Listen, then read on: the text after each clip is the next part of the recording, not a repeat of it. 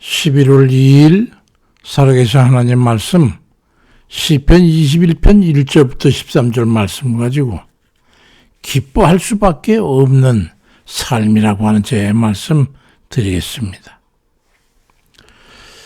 우리가 살면서 기쁨이 없다면 어떨 것 같습니까? 사는 게 고통과 괴로움뿐이라면 그거 어디 살맛이 나겠습니까?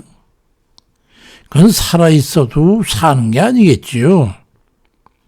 그렇지만 살아가면서 괴롭고 슬프고 고통스럽도 기쁨과 즐거움을 기대하면서 희망을 품고 사는 게 아니겠어요? 그래서 우리는 삶에 최선을 다하는 그렇게 삶을 사는 거죠.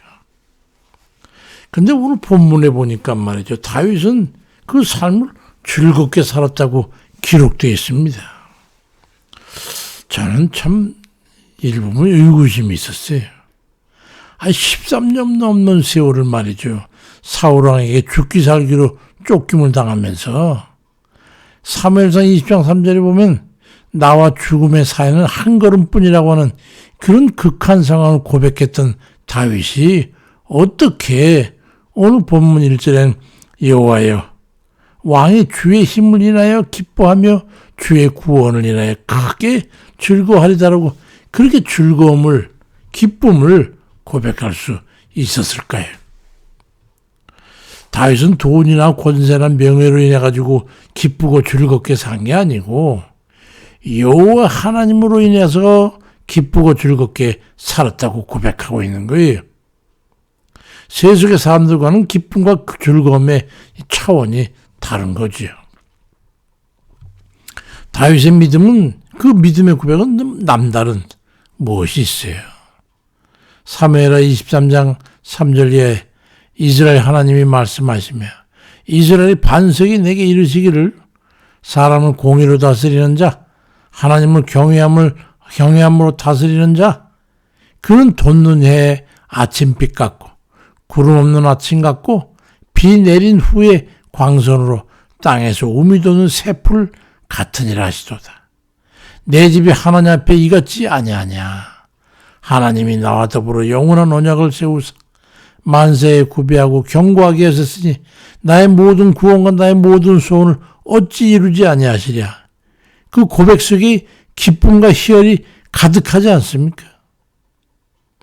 자신의 기쁨의 근원은 오직 하나님 베푸시는 은혜로 말미암은 것임을 고백하고 있는 거예요. 그 인생은 참 평탄치는 않았죠. 우리 알다시피. 하나님으로 인해서 기쁘고 행복한 삶이었어. 어떻게 살았길래 그랬을까요? 궁핍한 인생에 주의 응답이 있었기에 그렇게 기뻐하며 살게 됐다는 거예요. 그 말은 늘 기도에 힘썼다는 말과도 같지요. 오늘 본문 시편 21편 2절을 보니까 그의 마음의 소원을 들어주셨으며 그의 입술의 요구를 거절하지 아니하셨나이다. 믿는 사람들은 기도해야 행복하고 기쁜 삶을 살 수 있는 거예요. 기도하지 않으면 일이 침체되고 꼬이면서 기뻤던 삶도 소멸되는 거예요. 그러니까 기쁨의 근원이 주께 있는데 그 근원에서 기쁨을 캐내기 위해서는 기도하는 거예요. 아브라함의 아들 이삭이 나이 40에 늦장가를 들었는데 자식이 없어요. 창세기 25장 21절에 보니까 이삭이 그 아내가 잉태하지 못함으로 그를 위해서 하나님 앞에 간구하니까 우리 아버지께서 그 간구를 들으셨으므로 그 아내 리브가가 잉태했다고 말씀하고 그래 기쁘지 않을 수가 없잖아요. 그렇게 기도해서 응답받는 삶을 살아간 이들은요. 기쁨과 행복이 있는 삶을 살 수밖에 없죠. 그 맛에 신앙생활하는 거잖아요. 문제가 있습니까? 그건 어서 기도하라는 뜻입니다. 하나님께서 응답을 준비해놓고 기도하기를 기다리시는 거거든요. 근데 기도하고 응답받고 나면 또 그 다음에는 기도에 게을러지는 이들이 있어요. 이게 우리의 문제입니다. 이삭의 경우가 그랬어요. 뱃속에서 쌍둥이가 싸우는 거예요. 이번에는 이삭은 기도 안 하니까 리브가가 기도하는 거예요. 뱃속에 싸우는 걸 이삭이 어찌 알겠어요. 창세기 25장 22절에 보니까 그 아들들이 그의 태 속에서 서로 싸우는지라. 가서 여호와께 묻자온데 여호와께서 이르되 두 국민이 내 태중에 있구나. 두 국민이 내 복중에서 나누일 거야. 이 족속이 저 족속보다 강하겠고 큰 자가 어린 자를 섬기리라고 주님께서 응답해 주십니다. 하나님의 응답은 그대로 이루어져 가지고 나중에 야곱이 형에서보다 하나님의 축복과 선택을 받지 않습니까? 기도의 응답을 받을 때 인생이 즐겁고 기쁜 거예요. 그보다 기쁜 게 어디 있어요. 우리 삶의 경험도 돌아보면 그렇잖아요. 기도의 응답 받을 때 그건 진짜 아무 흠도 점도 없는 기쁨으로 충만해지잖아요. 어려움이 있으세요? 문제가 있습니까? 그땐 기도시키는 줄 알고 기도하시기 바랍니다. 기도는 안 하고 온갖 염려, 근심, 걱정, 불안, 두려움에 빠져가지고 말해. 그렇게 바쁘다고 말해. 기도부터 하세요. 기도했으면 믿음을 가지고 기다리세요. 올망졸망 또 금방 마음이 불타가지고 기도는 뒷전으로 던져버리고 자기가 나서가지고 잘난 척하고 그러면 안 됩니다. 시편 21편 2절에 그의 마음의 소원을 들어주셨으며 그의 입술의 요구를 거절하지 아니하시나이다. 우리의 소원을 우리 주님은 기뻐 들으시거든요. 기도의 즐거움과 응답주시 하나님을 해가지고 기뻐하는 삶, 그 삶을 살아가시길 주의 이름으로 축원합니다. 우리 주님, 그 주님을 주인으로 모시고 의지하여 살면 기쁘게 살게 되는 거예요. 이거는 무슨 말인지 아시겠죠? 믿음으로 살아야 된다는 거예요. 구원받은 사람은 믿음으로 구원받은 거잖아요. 구원받은 사람은 주께 믿음으로 그렇게 나가야 돼요.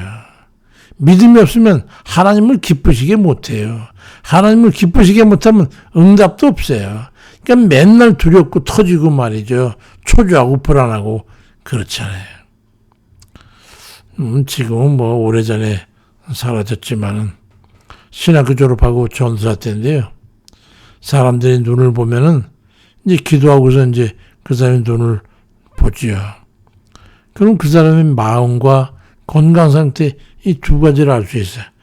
이 사람이 지금 어떤 마음 상태구나.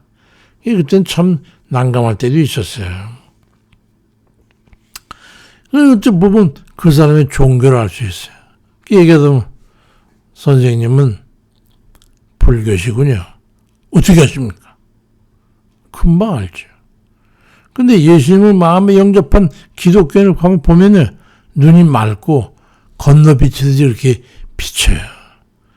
깨끗하고 흡사 그 우물 맑은 그 우물물 쳐다보면 뭔가 비치는 것처럼 그렇게 비치면 이 양반은 기독교인이고 영접한 사람이구나 알 수 있죠. 그래서 언제쯤 예수님 영접하셨어요? 그럼 얘기를 해요. 그러셨군요. 기도 많이 하세요. 영락 없어요. 근데 이 다른 우상 섬기는 사람들 보면요. 속이 비치질 않아요. 검고 어둡고 그 기쁨과 감사가 없어요. 맑은 게 없어요.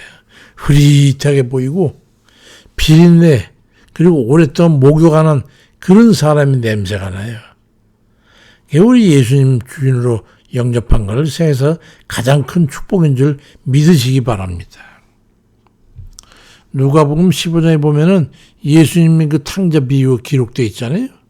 작은 아들이 유산을 상속받아가지고 외국에 가서 호랑방탕해서 다 탕전해버리고 나중에 먹을 것이 없어가지고 돼지 사료는 쥐염 열매 먹으라 그러니까 그 집주인이 그것도 못 먹게 하니까 너무 배고파.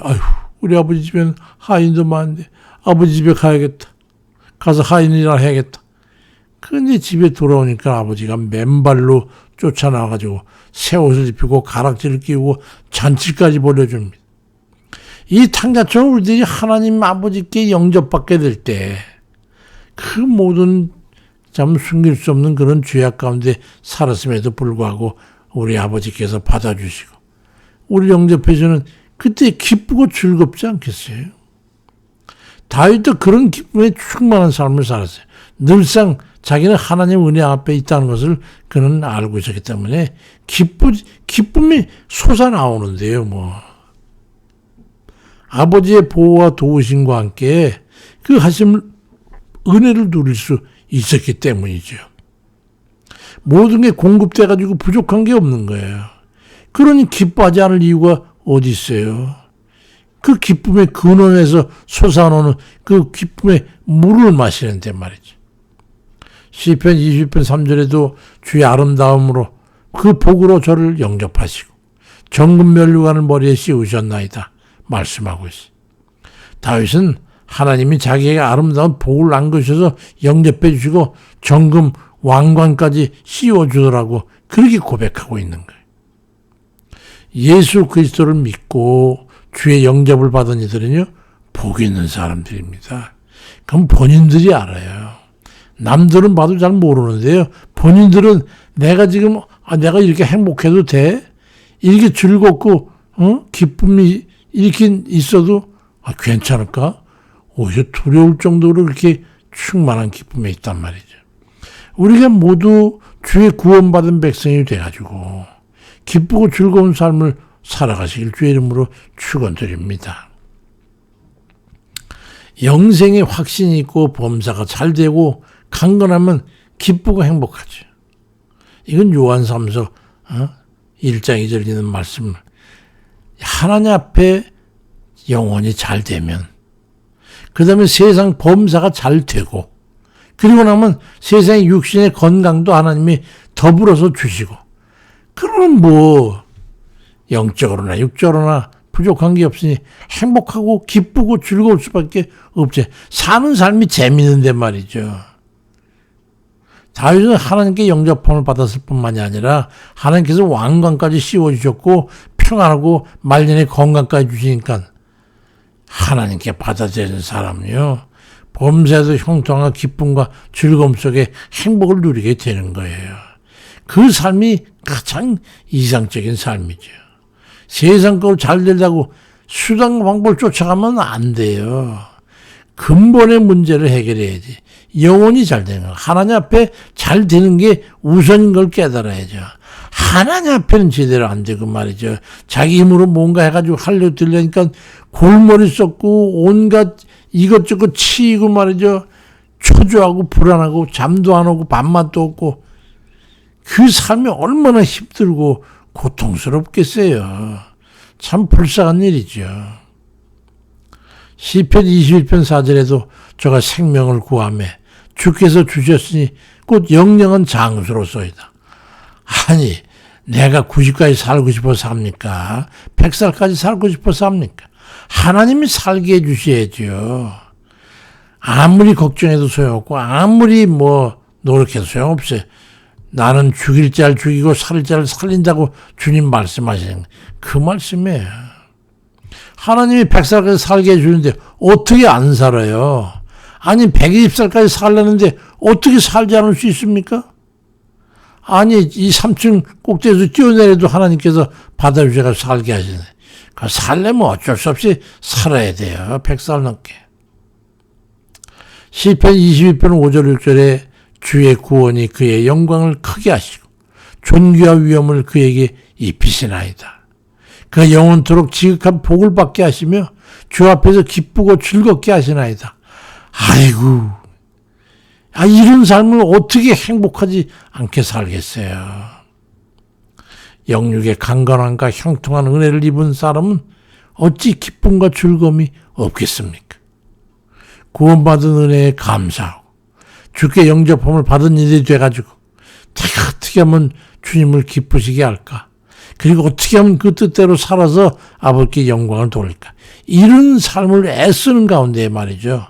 그러면서 늘상 기도에 힘써서 응답받고 또 주님께서 기도에 들어주시니까 잘 형통하니까 잘 되고 말이죠. 구원의 은혜에 감사하고 일이 형통하니까 기쁘고 주 뜻대로 살아감으로 해가지고 주께서 함께 하시니까 범사가 잘 되고 형통하고 건강함도 얻게 되니 무엇을 인해서 기뻐하지 않고 즐거워하지 않을 수가 있겠어요. 그런 이 하나님께 주신 이 근본의 이 시스템을 신앙의 시스템을 알아가지고 하나님 앞에 먼저 잘 되고 기도하고 그래서 하나님께 긴밀한 관계 유지하며 살면서 아버지 하나님께 주시는 기쁨과 즐거움으로 행복한 참 이상적인 그런 일들 다 되시기를 주의 이름으로 축원드립니다. 아버지, 우리가 하나님 앞에 주님 말씀대로만 살면 모든 문제가 다 해결되는데 우리는 아직도 어리석어가지고 말이죠. 내가 뭘 해보려고 아버지 하나님 땀 흘려서 노력하고 수고하고 이리 힘쓰고 저리 힘쓰고 이리 가서 박치기 하고 저리 가서 박치기 하고 깨지고 넘어지고 쪼개지고 아버지 도무지 우리는 왜 이렇습니까? 언제까지 우리가 이래야 되겠습니까? 하나님 참 답답한 일이죠. 우리 아버지께서 보실 때 얼마나 답답하시겠어요. 참 죄송스럽고 죄송스러워요. 아버지.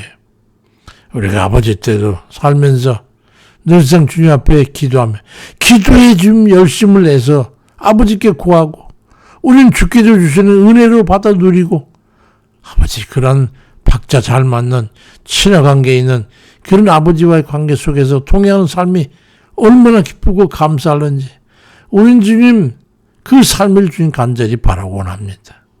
어리석은 가운데 내쳐나가는 그런 일들 없도록 도와주시고 믿음이 없어서 기도하지 못하고 믿음이 없어서 구하고도 믿지 못하고 또 염려하고 근심하는 그런 저희 되지 않도록 아버지께서 붙잡아 주시옵소서. 주님 우리에게 믿음을 주시고 우리 주만 의지하고 오늘도 주님 살 수 있도록 도와주시고 주를 의지하며 나는 평안하고 주님께서 해주시는 그 짐을 아버지 주께서 함께 하셔서 그 일을 이루시고 영광 받으시고 저에게 아버지께서 자비와 긍휼을 베푸실 줄 믿습니다. 감사드리고 오직 주만 의지하고 예수 그리스도의 이름으로 기도드립니다. 아멘입니다.